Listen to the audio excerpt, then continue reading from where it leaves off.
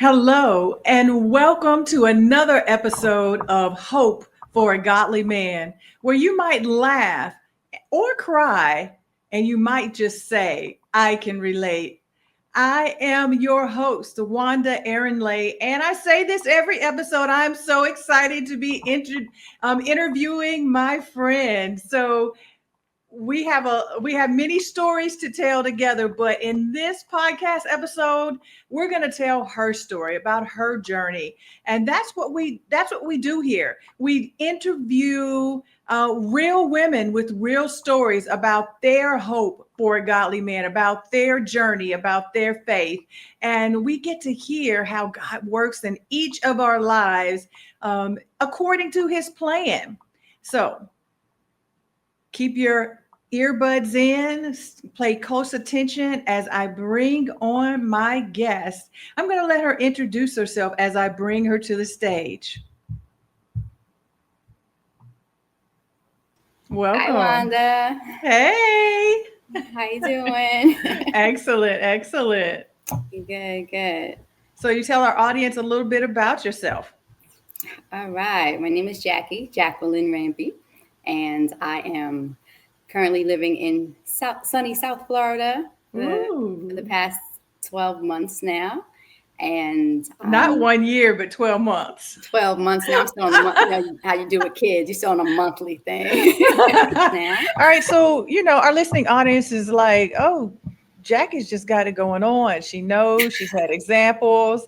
So, Jackie, I'm not going to tell how old you are, but they know we went to college together. But she is younger than me, everyone. I just want to put that out there. She is younger than me.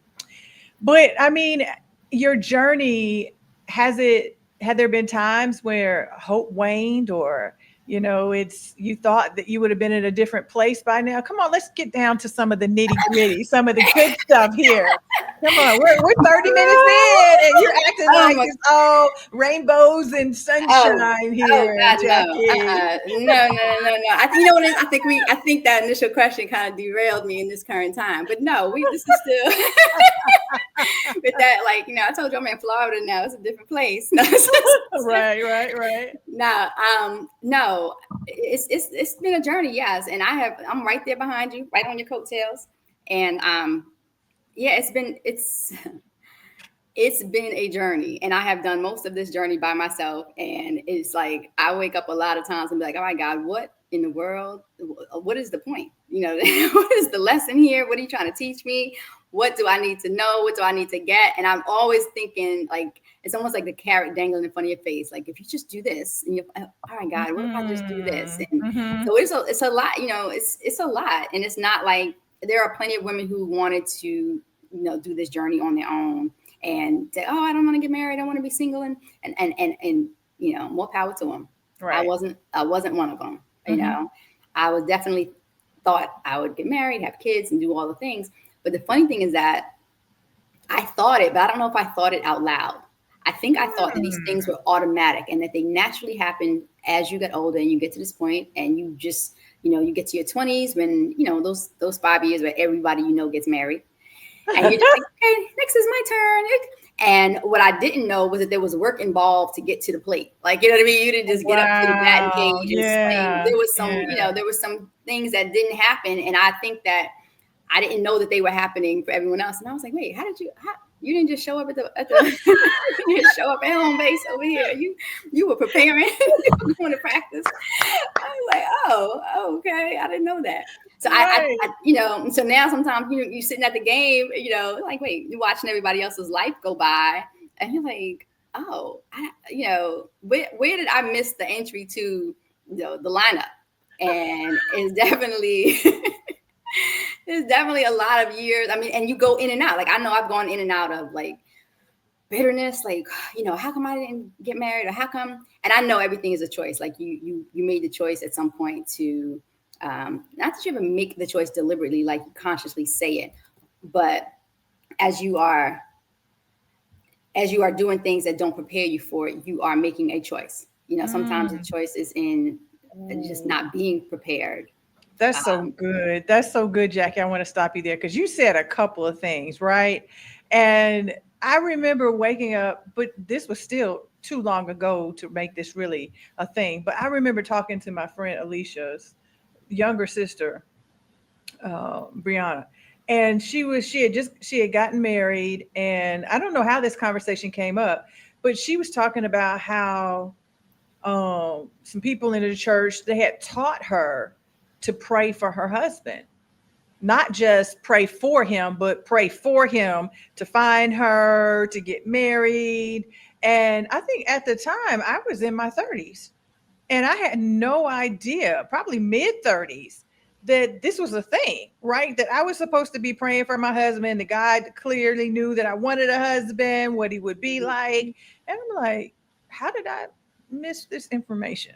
Exactly. That's exactly what came to mind when you were talking about the fact that you got to get to the starting lineup, to the plate. Yes, yes. I didn't know that either, and I don't come from a household that marriage was a celebrated thing. It was like my parents cohabitated as roommates, pretty much, and so I didn't see the work. I didn't see. I could look next door and see it a little bit better, but I didn't see the work. And so when people talked about husbands, I thought, I was to say, you're not supposed to talk about that. That's just like magically going to happen one day. I didn't think you were supposed to pray for this, think about. I just, it just wasn't structured like that. I just thought, okay, one day you just get married. I don't know why I thought there wasn't a warm up. A warm up. I love this sports language, right? The preparation, because that's one thing in life everybody can relate to, right? You have to prepare to play some type of sport, some type of game, right? To get in the game. Yes. And God, we didn't talk about winning. We just talking about getting to the game. Right. We just talking about getting in the game. Can I get up? Can I get off the bench and get up on that court? So I don't know. I didn't see it, and I think when I was young, like I said, marriage wasn't the the pinnacle in my house of what to strive to, because my parents didn't make it sound like it was, and it didn't look like it was, and the people around me were pretty much divorced. And I just wasn't like, oh yeah, I want to join that team because they're winning. It wasn't like, it wasn't a winning team. And so I don't think that I thought, I know the statistics, I got older and was like, the statistics are that 50% or more of marriages don't last. But I don't even think I was thinking that when I was young. I just thought you get to the point, eventually it just happens. And so I didn't do the work. And I don't think I even put it out there or put myself out there enough to know that there was work to be done, or that I was or was not doing it. Or even the stance of availability. I don't even think I had the stance of, I am available, I am looking, I am open, I am ready. I am a wife. He who finds a wife finds a good thing. How do we even know, if we don't have that example around us? How do we even know what a wife looks like? Like you said, or available to be chosen as a wife. Or where to stand or to be found. You can't be found if you're not out there to be found. I know one of the services, one of the classes I took at my church in Atlanta it was the Sacred Search, following that book.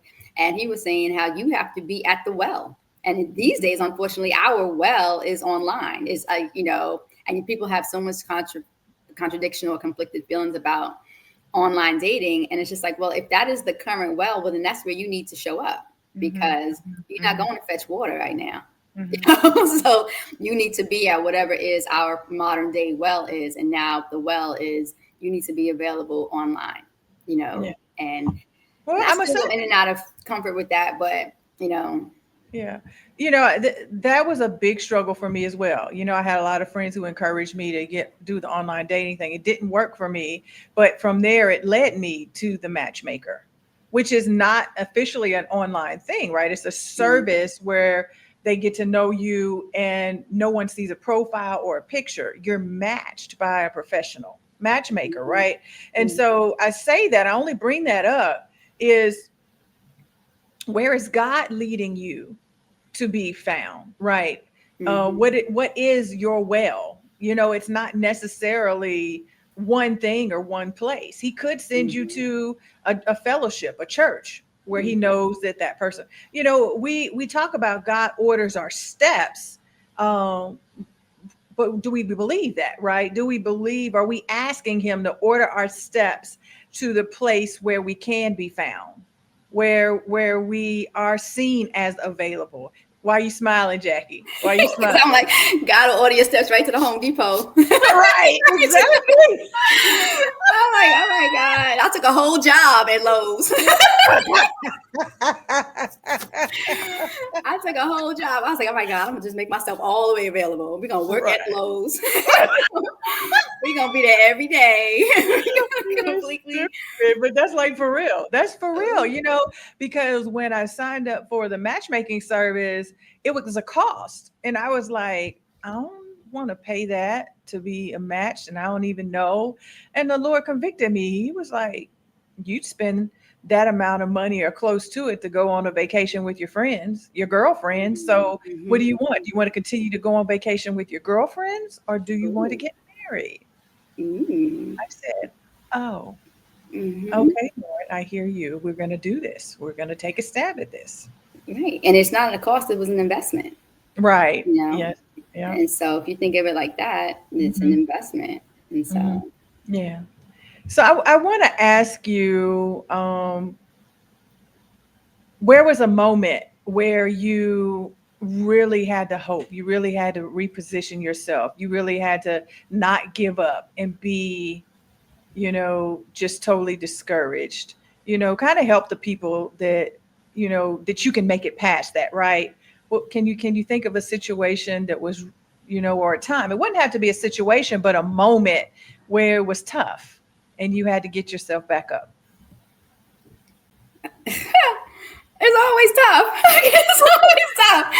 I'm like, are you kidding me? I mean, I can think of things like you, especially so your 20s, your 30s, your 40s, there are different stages of life, right? And you think in your 20s, you're just thinking, okay, I'm next up. I'm next up. I'm next up. I'm going to be next. I'm going to be next. Even if you're single, somehow you think you're going to be next, right? And then in your 30s, you're watching people's families start to unfold, and you're just kind of sitting there and you're, and then in your 40s, you're like, okay, wait a second. I don't watch these kids grow up now halfway. And you're thinking, and you start to have this, you go from like excitement and anxiousness to like fear and like, all right, God, I'm 30, I'm 35. Now I'm 40. What now that the door is closing, am I going to make it through? And then now at this stage, you have to get to a point of acceptance. Like, oh, I didn't get to do that thing. I didn't get to. And you feel like it's not, you definitely feel like it's not going to happen for you. I shouldn't say that. You definitely, because I don't feel like it's not going to happen for me. But you kind of get to this place of, it just looks like the options start to look so slim. And I don't even, it's tricky because you have to be consistent and disciplined. I don't want to bring it back to the sport thing again. No, keep on. That's cool. Yeah. And I'm not even an athlete, but it just, I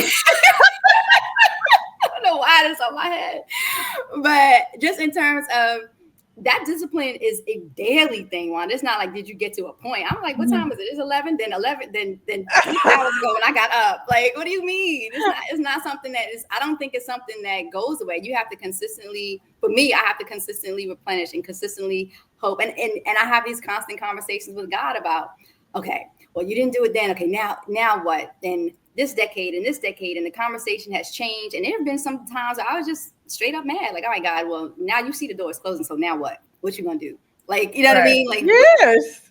And then, just not always being happy with his agenda. Yeah. And saying, listen, that's not this. This is not the plan or the movie that I saw. This is not exactly real life. Real life. I'm like, look, listen, show me the script, because we might need to make some changes. Right. This is not. I can write. Let me write. I can help you write this part. Be like Game of Thrones. I would change the ending. Season 6, we can change the ending here, and I can write a little something better. Like, right. I can write it the way I saw it going, and then you have to be like, all right, God, let me see your version. All right, let's just see. And I think it takes constant daily reminding and renewing and replenishing, because I know personally that I have definitely struggled with God with this conversation and saying, this just can't be right. This just can't be right, especially because I kept saying, I keep thinking it's one more lesson. Okay, well, if I learn this, well, if I learn that, well, if I get better at this, if I get better at that, and then I'm like, okay, now I'm trying to earn love. Then I'm like, Yeah. okay, when I get to a point where I'm trying to earn it, then I'm getting further from the word because I'm not earning it. I was born, and I'm like, okay, so now, then I'm like, okay, so yeah, and I'm all the way derailed over here from the word because now I'm trying to win, earn, gamble my way into God's Right. space Yeah. and then I'm negotiating with God. I'm like, Right. if you do this, if I do this, will you do this? All of And I that. was All of that. like, Thank you for oh, being real, Jackie. All of that. I'm on like, and then I got these Mhm. contingencies. Like, I'm gonna give you one more chance, God. I'm gonna give you another chance, God. Okay, this is what we're gonna do. And I'm always with the plan of telling him, here's how we'll do. Because clearly you don't have this right. So why don't you do it my way for a second, God? What are we gonna do?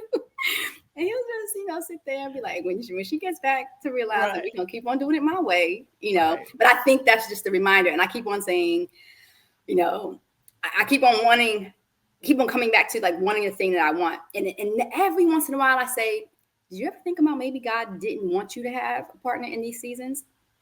And then I'm like, no. Nope.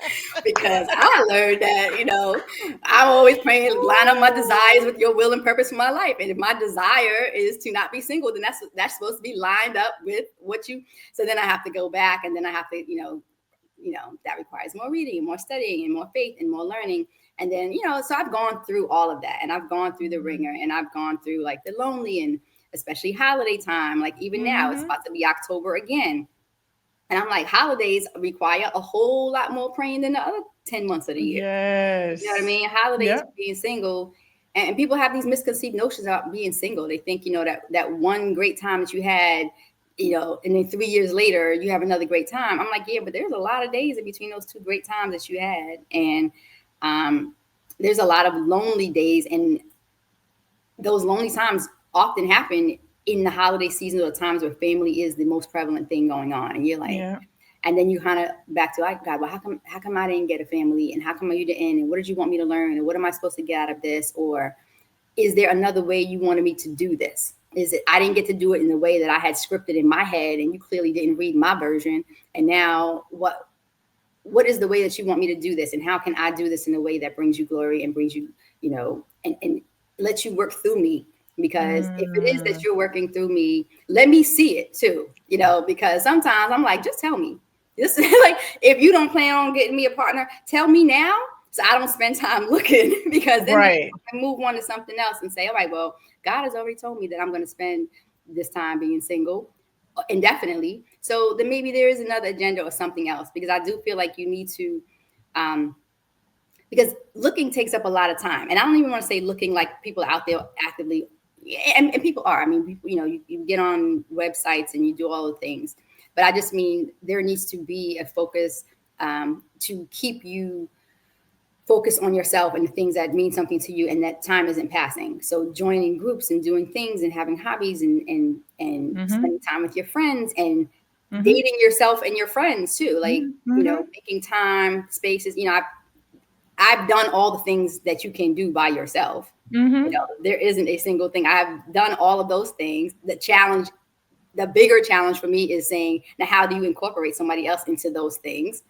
Because from a person who's lived their adult life by themselves, you start to think the world is yours. Like, I get up and I'll say, what do I do today? Oh, I think I'll go to the movies. So then if there's somebody else, I'll say, hey, I'm going to the movies at 2. You want to go to the movies with me? And then I'm thinking, that's probably not how you should say that. You should probably probably invite them into the planning of that instead of letting them jump on your train. Yeah. And so there's just so many things to learn. And I think so much of getting past, that was a long way around back to your question. It's not just like, oh, it's fine, and I'm out here. No, I get lonely, I get frustrated. I don't get bitter. Like, oh, I didn't get to have children, but I feel like, oh, it was something I very much wanted. And I get like, especially now that I know that it's not an option, and I say, okay, well, I feel like maybe I get creative now. Like, how do you create this option? How do you create this space? You still have love to give. Mm-hmm. And how do you create it in a way that can be like right now, I'm back teaching. Mm-hmm. And I'm like, all right, God, these are your kids. And give me the strength and the, especially now, give me the patience to do what it is your work is that I'm doing with them, you Yeah. know. And if that's how it's getting done, then hopefully that's his plan. Yeah. And so, Yeah. No, I mean, so of course I knew this part, right? But I wanted the audience to hear this part, right? Of the real life. And I think we're gonna come back on with a few of the other people I've interviewed and that I know to have that whole conversation, right? On, you know, kind of trusting God for what you feel like you missed out on. Because, you and I both own that story, right? We mhm, both wanted children. Not every woman wants children, but we both wanted children. We wanted to be married. And that's not happening, right? In mhm, God's story that he wrote for us. And so mhm, I don't think that you speak to your married friends and they're like, oh, you don't want children. They're a headache and you feel mhm, like your heart is out your chest. But I'm like, that's so unfair. You're mhm. basing your experience on, you're trying to put that on me. And that's not my story. And that's not what I want. I even need to hear right now. Right, right. And that's like when people say, "Oh, people with money," and I'm just like, "Okay, let me try it and see." Like, Right, like exactly. Can I just can like I can I have like the money option? doesn't make I you don't even right. have Like the option, right? money doesn't make you happy. I'm like, well, let me see. I know this side. Let me see from that side, and I'll let you Right, know. right, Now that I've visited both both sides, so I feel the right. same way. People say, "Oh, these kids," and I'm like, Hmm. mm-hmm. Okay. Yeah. Yeah. But I told Yeah. you before how it makes me strategically date though, because I'm like, I won't do this twice. I didn't have children. I'll have grandchildren. Same. Yeah. I'll make sure I, date a man who has children and who, you know, Yeah, yeah, that's wise. You got to strategize. you You gotta got to try. first accept God's plan for your life because He wrote our whole story before we were born. But we also have to trust, not just accept, but trust that God knows what He's doing. He knows the bigger picture. He sees all our whole life, right? And so, it for me, just like you said, waking up every day, people are like, "Oh, you're good now. You got your husband." I'm like, there's a whole other areas of my life that I'm trusting Mhm. God for, looking for restoration.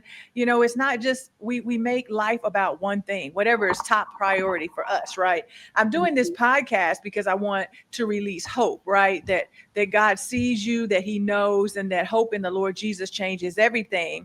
But we have to understand the nuances of all of who we are, and that there are other things, right, that we're also believing and trusting God for, and it's a seeking every day. And I love that, and thank you for really sharing that. So as we get ready to close, Jackie, it's been a great conversation. I could talk to you for another hour, but I'm going to bring you back on with like a panel of women to have some more real talk around some subjects that people who aren't our age and haven't had the lives that we've had as a woman who desires these things, they overlook. So I'm looking forward to that.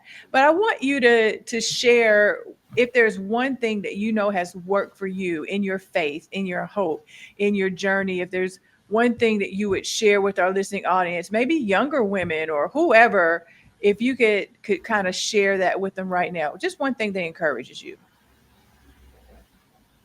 Um, for me, one thing that encourages me is other women. First of all, I'm always encouraged when I see. I think we need to support each other. We need to lift each Mm, other up and support each other. But for me, as far as God encouragement, I have to be on a constant reel of encouragement. Like I want out every day. Like I run out every day, and I need to always come back to replenishing, getting another dose. And every morning I wake up and I have to encourage myself. I have to say, I have to listen. I have to hear the music, hear the word, hear motivation, hear inspiration, and say, okay, this is this day. Get through this day, and not like drudging through the day. And I always say, this is the day the Lord has made. Let's rejoice and be glad in it. And it on my alarm on my phone, it says that because I forget. you know, I wake up and I think, you know, this is the day that I made. Like, this is, you know, like I got myself up out this bed this morning.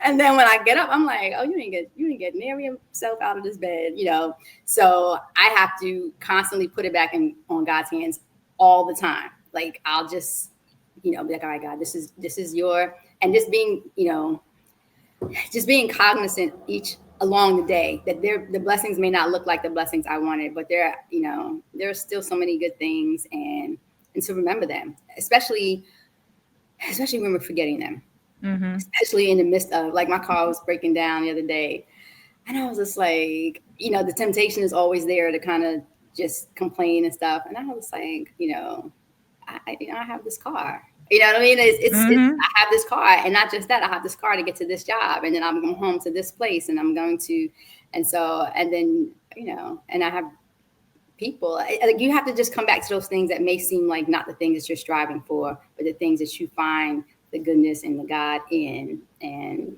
relish in those.